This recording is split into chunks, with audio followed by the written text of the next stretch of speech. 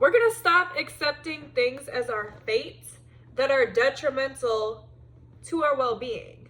Let's get into it. We are basically an accumulation of our past. We are our subconscious, and the way that we think about ourselves and the world is a product of our past experiences. It's not set in stone, right? And if you don't agree with that, that's okay. But what we're talking about here is the idea that we don't belong, that we're not enough, that this is just how we are. Stop accepting that as your fate. That's extremely detrimental and will keep you in a very stagnant energy, will keep you as this lesser version of yourself, will keep you in this personality, in this reality where you're never going to think that you're enough and you don't think that that's possible for you, right? But anything that is within you, anything that you see even outside of you, right? Anything like when you feel, example, when you feel jealous, that is an internal guide. This might be controversial, but when you feel jealous about someone, think, is that because I want to be like that? Think, is that because that's how I want to dress? That's the confidence I want to feel, right? Because there's this thing that people do where, and this is a choice. Once you get conscious about it, it becomes a choice. You experience jealousy, right? You see someone very confident and you experience jealousy. You could either turn into a hater and take that jealousy as a personal attack on your ego, right? Which is what narcissists do, which is what just people do who are deeply insecure, right? Who don't accept themselves. You could see how confident that person is and take that as a personal attack on your ego, which keeps you in a stagnant energy and also makes your energy like gross and people could tell you're a hater, right? Or you could take that jealousy, look at that person's confidence and say, I feel jealous about that person. Why do I feel jealous? Maybe it's because of their confidence. Maybe it's because of this, that, or the other. Why am I feeling this when I know everything is within, as within, so without? Anything I see without can be within as well, right? We can develop these things within ourselves that we did not develop. It's not your fate to be a deeply insecure person for the rest of your life, right?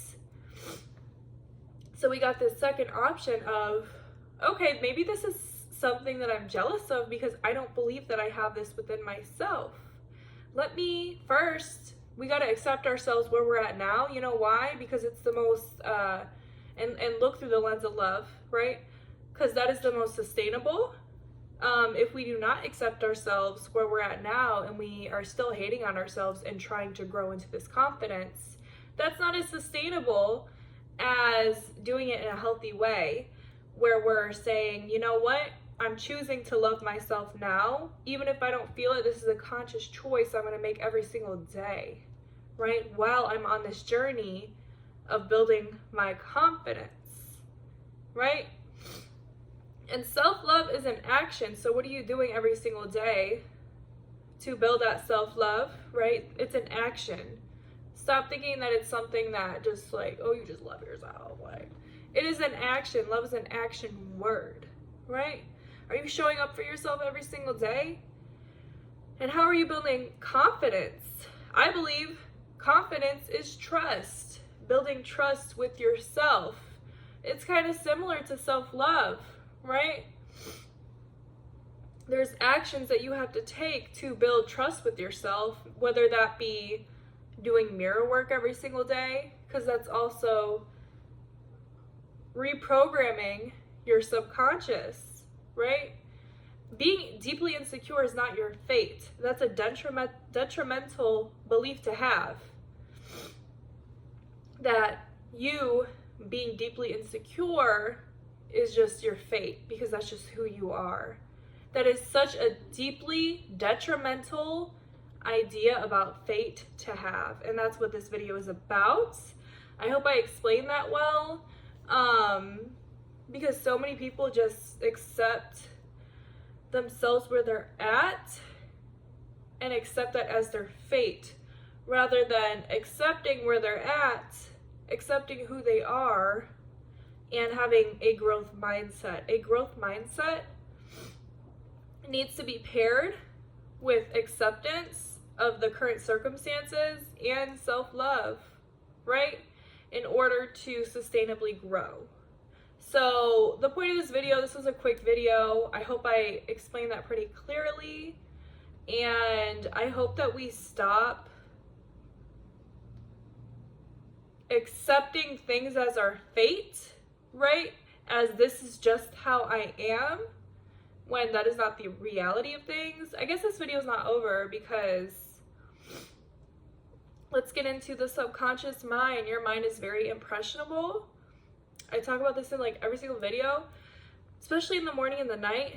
Your brain soaks in more. So it's easier to impress and rewire your subconscious, backed by neuroscience, in the morning and the nighttime, right? So getting very intentional during those times, maybe doing mirror work, where you're literally looking at yourself in the mirror, telling yourself affirmations, right? Mirror work, doing affirmations, maybe even do it 3 times a day, scripting, you know, a day in your life, and really trying to sit there and embody it and believe it. These are different things that you could do in order to build whatever you thought you lacked, right? When you accept self-hate, when you accept this, that, and the other as your fate, think of what the opposite fate would be. What would the opposite fate of insecurity, as we talked about, be? It would be confidence. Insecure and security. Being secure in yourself is being confident to an extent, right? Think of the opposite of what you accepted as your fate. What would that be? And how could you use different tools to incorporate that into your life, whether it be mirror work, whether it be affirmations at certain times of the day, whether that be scripting, whether that be checking in with your body, which I highly suggest, and feeling your feelings and trying to heal those beliefs that you have about yourself, because all trauma is in the body, right? And sitting with that insecurity, which these things that you struggle with are caused by your past trauma of maybe how you were spoken to growing up, maybe an experience that you had as a child, and that might come up, and I want you to sit with that, right? I want you to sit with that and feel it. Feel the tightness in your chest, feel your neck, feel this, that, and the other. Sit with it and get real with yourself, and stop suppressing. What you resist persists, and it grows, and it hardens into insecurity, into tension, into different ideas and beliefs that you have about yourself, right? Yeah, I'm trying to think. Meditation, visualization, visualizing your highest self. It also helps to have a guide, such as who is your highest self? Who's the best version of yourself possible? The absolute best, most amazing, most happy, most fulfilled version of yourself. And you may not be her, like feel like you're her at all right now, but anything that you can imagine is within you, right? And it's a choice. It's a conscious choice that you have to make every single day. So imagine your best possible self. I mean, what does she even think? And then I love saying this, because what does she think that people think about her? Because when you're sitting here and you're thinking people are thinking all these mean things about you, that's something that you're choosing. Even if there's evidence, I don't care. It's what you're choosing to think that others perceive about you, right? Just as that's true, this best version of yourself thinks that people love her, that people are so supportive of her, And then honestly, I think spiritually that's what the world will show you. Life is a mirror, right? So literally get down to the nitty gritty and go into every single area of your life, of what you think, of what you feel, of this, that, and the other, how fulfilled you are, how confident you are. Get down to all the details, what other people think of you, what you think other people think of you, and use that as a guide every single day and say, this is actually my fate, because you choose your fate. You choose your fate. We are internal programming. And honestly, there might be some things in this life that, I mean, I don't know, right? I don't know. The man who knows something says he don't know nothing at all, right? And I really truly believe that at the end of the day. So maybe it's possible that we do have a fate, but I don't think that fate is to be deeply insecure. I don't think that fate is to have all of these horrible feelings about ourselves. I think fate could be certain people that you meet, certain experiences, right, might be out of our hands. There might be certain things. But if you're just like relinquishing yourself to fate, to this is just how I am, to this is just how just everything works for me, I'm always unlucky, this, that, and the other, like, at least just try to do the opposite. Because I literally now believe that I'm a good luck charm. People literally meet celebrities around me. That's happened before, and they've said, what the hell, this has never happened to me until I hung out with you. Like, there's certain things about me that I have seen in my life. I'm like, damn, maybe I am a good luck charm. And I never used to think about myself like that until I started telling myself I am so lucky, right? And I started to get this belief system that like amazing things happen when people are around me. Like, that became a belief system, and that's what happens to me now.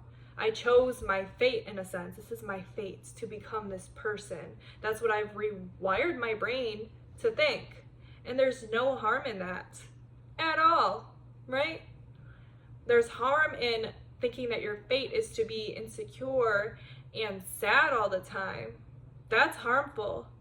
You're leading yourself to your detriment.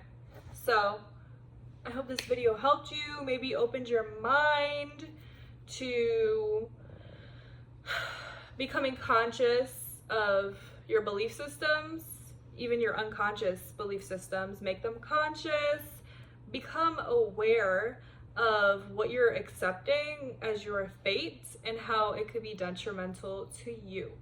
And then make a plan of how you could possibly start taking hold of your life and rewiring your brain.